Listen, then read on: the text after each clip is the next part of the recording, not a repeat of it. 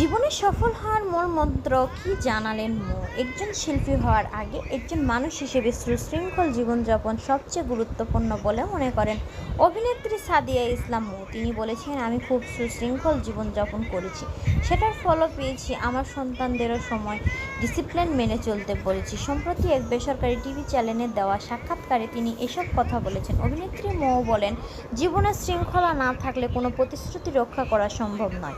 শিল্পীদের জন্য এটি আরও বেশি গুরুত্বপূর্ণ। শর্টকাটে সাফল্য আসে না, সাফল্য আসে সময়, ভালো কাজ এবং দর্শকের ভালোবাসার সমন্বয়ে।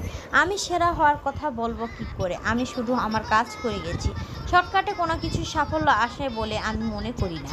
বড় শিল্পীদের উদাহরণ টেনে মৌ বলেন, যাদের তিনি দীর্ঘদিন ধরে সফল হতে দেখেছেন তাদের প্রায় সবাই অন্তত শৃঙ্খলাবদ্ধ জীবনযাপন করেছেন। তিনি নিজের পরিবার থেকেই এই অভ্যাস পেয়েছেন।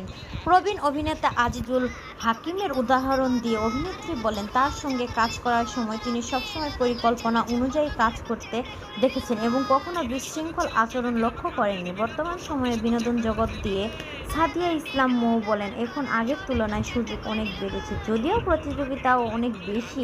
তারপরে যারা ভালো কাজ করবে তারা শত চ্যানেলের ভিড়েও নিজের যোগ্যতায় দর্শকের নিজেদের নজরে